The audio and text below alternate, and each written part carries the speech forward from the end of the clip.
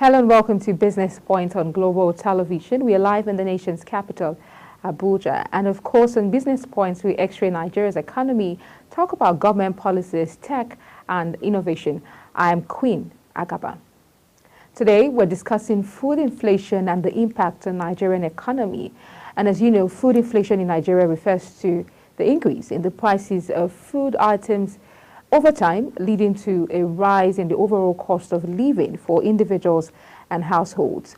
This phenomenon is often influenced by factors such as weather conditions affecting agricultural output, supply chain disruptions, changes in government policies, and fluctuations in currency exchange rates.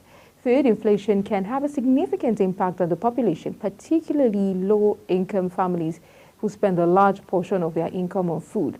Policymakers and stakeholders often seek to address food inflation through strategies such as promoting agricultural production, improving infrastructure, and implementing price stabilization measures. However, economists have stated that it will take some time for Nigerians to feel the impact of the current strengthening of the naira against the dollar on the prices of commodities in the country. The Chief Executive Officer of Economic Associates, Ayo Teriba, explained that the impact of the naira on prices exhibited a time lag. He noted that foods that have been bought at the old exchange rate will still be tied to the old exchange rate, whether a month or a quarter. It depends on the duration it takes to order and sell. And so the effects we should hope to see is that the prices stop going up. My guest on the program discussing these and the impact for Nigerians is John Emmanuel, who is an economic analyst, and we'll be joined by him shortly after this break. Please stay with us.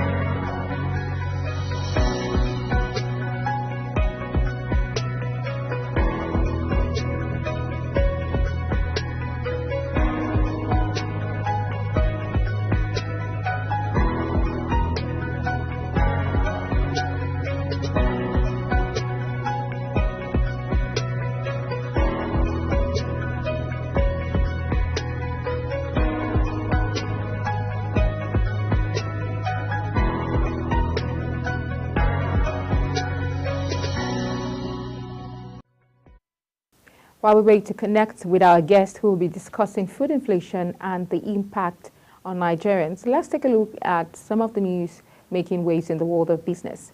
Governor Obasani of Kaduna State has blamed the inability of his administration to pay workers' salaries, the huge debt he said he inherited from the government of his predecessor, Nasir El-Rufai. Sani stated this while addressing a town hall meeting in Kaduna. The governor said his administration inherited a huge debt burden of $587 million, 85 billion naira, and 115 contractual liabilities from his predecessor. He said 7 billion naira out of the 10 billion naira federal allocation for Kaduna in March was deducted to service the state's debt. Sani said the 3 billion naira which the state was left with was not enough to pay salaries, as the state's monthly salary bill stood at 5.2 billion naira. According to him, owing to the rise in exchange rates, the state is now paying back almost triple of what was borrowed by the previous administration. Meanwhile, the federal government has adopted a virtual means of evacuation of crude oil that involves the utilization of barges and trucks for the transportation of crude from the point of production to injection, storage point for eventual transportation to export terminals. It said the alternative crude oil evacuation systems was implemented to avoid production deferment, losses, and other undesirable consequences as a result of pipeline disruption and outages. This is contained in a new presentation by the Nigerian Upstream Petroleum Regulatory Commission on Stability in the Nigerian Energy Sector, Integrated Strategies for Infrastructure. The transportation and security obtained by our correspondent in Abuja. Nigeria loses trillions of naira to crude oil theft and pipeline vandalism annually, a development that made the government consider virtual means of transporting the commodity. Amid a nationwide energy crisis, Nigeria finds itself grappling with a peculiar irony as gas meant to alleviate power shortages is instead being wasted through the flaring, leaving hundreds of thousands of homes without electricity. Natural gas, estimated at $205.7 million and capable of powering 4 million households, was fled in Nigeria in the first 2 months of 2024. Data obtained from the Nigerian Gas Flare Tracker of the National Oil Spill Detection and Response Agency, NOSDRA, showed the country flared about 58.8 million standard cubic feet in the first 2 months of this year, with a power generation potential of 4.4 thousand megawatts. The Central Bank of Nigeria has said that it recorded an inflow of over $1.5 billion into the economy over the past few days, indicating that its monetary policy efforts are working positively. The bank's acting director, Corporate Communications Department, Sidi Ali, made the assertions in a statement. She noted that data available to the bank indicated that the inflow resulted from the bank's effort to stabilize the foreign exchange market. Ali said the naira has also continued to record gains in the autonomous foreign exchange market as it traded at 1,309 naira per dollar as against 1,611 naira per dollar in the second week of March 2024. Nigeria now produces crude oil from over 246 fields across the country and operates 188 production stations platforms, the federal government has stated. Data obtained in Abuja from the Nigerian Upstream Petroleum Regulatory Commission, an agency of the federal government, indicated that Nigeria's oil-producing fields had been on the rise since the first commercial oil discovery. Nigeria is poised to boost production and enhance energy security with over 246 producing fields, 2,777 producing strings, 188 production stations and platforms, 4 gas terminals, 5 land terminals, 11 floating storage and offloading units, 18 floating production storage and offloading, and several other facilities at various stages of development. And now let's take a look at a report filed by Kike Lomokere in the world of business.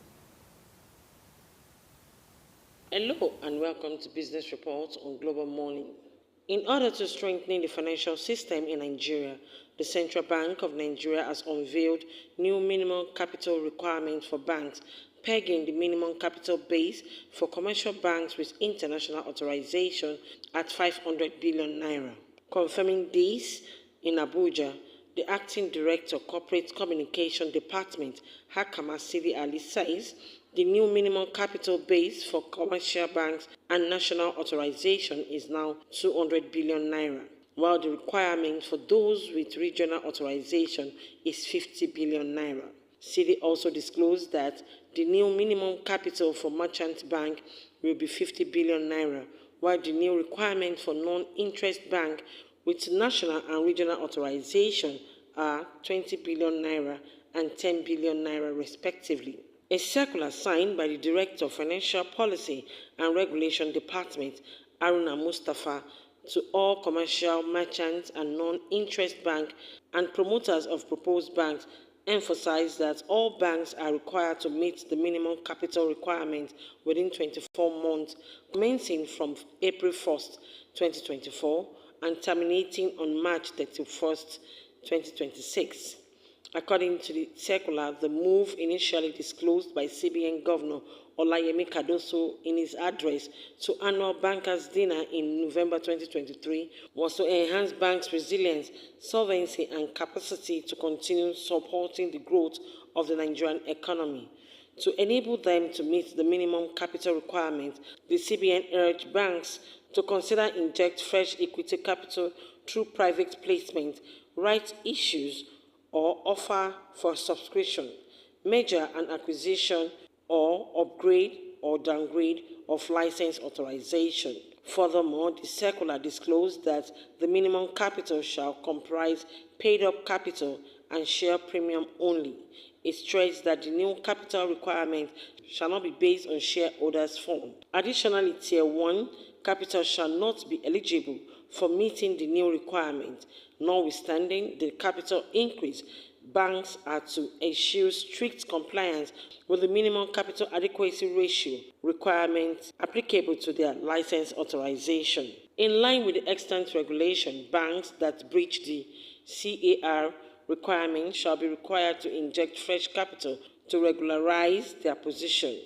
The CBN circular says the minimum capital requirements for proposed banks shall be paid up capital, adding that the minimum capital requirements shall apply to all new applications for banking licenses submitted after April 1st, 2024.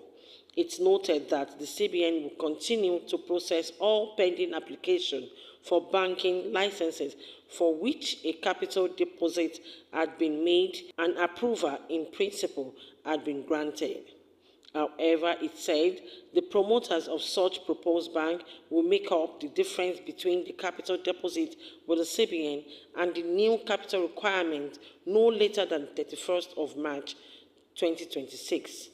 Meanwhile, the CBN says all banks are required to submit an implementation plan, clearly indicating the chosen options for meeting the new capital requirement and various activities involved with a timeline no later than April 30th, 2024. The CBN also disclosed that it will monitor and ensure compliance with the new requirements within the specified timeline. The African Development Bank has recorded a $75 million loan agreement with Idroma Element Fertilizer and Chemical Limited, making a significant investment to amplify Nigerian fertilizer production capacity and boost its export potential. According to a statement from the AFDB, the strategic deployment of funds is earmarked for the expansion of Indroma fertilizer production through the addition of a third urea production line, as well as the development of a new port terminal at its Port Harcourt complex. This expansion is not just a nod to increasing the domestic supply, but is designed to position Nigeria as a formidable player in the international fertilizer market. The envisaged production line boasts an annual capacity target of 1.4 million metric tons of urea, furthermore cementing urea's status as a cornerstone fertilizer in global agriculture. While the proposed expansion, the company is not only anticipated to bolster food production domestically, but also enhance food security across regional and international markets.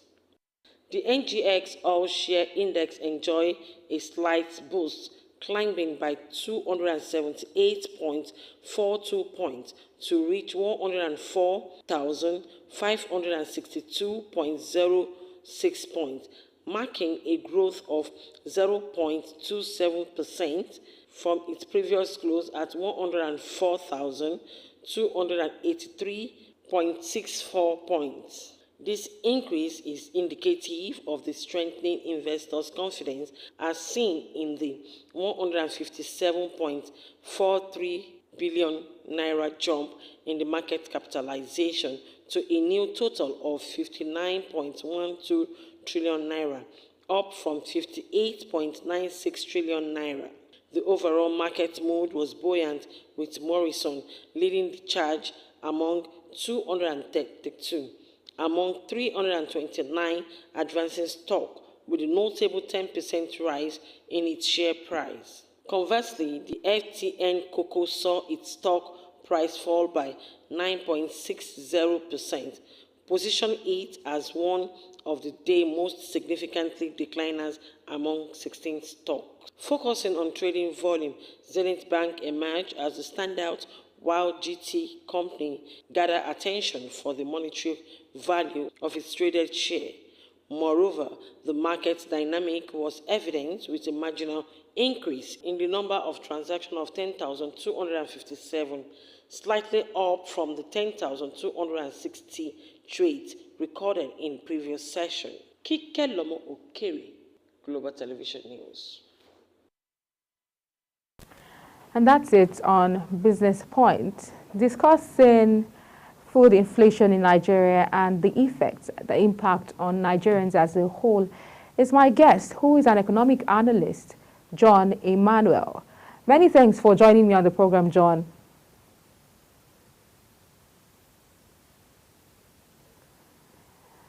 Mr. John, are you there? Okay, I believe we'll try to reconnect with him in the course of the program.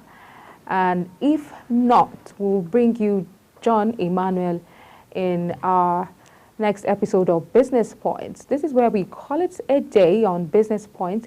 Do make sure to join us tomorrow for another interesting episode of Business Point, where we'll be dissecting Nigeria's economy, government policies, tech, and innovation. I'm Queen Agaba. Many thanks for joining me. See you again.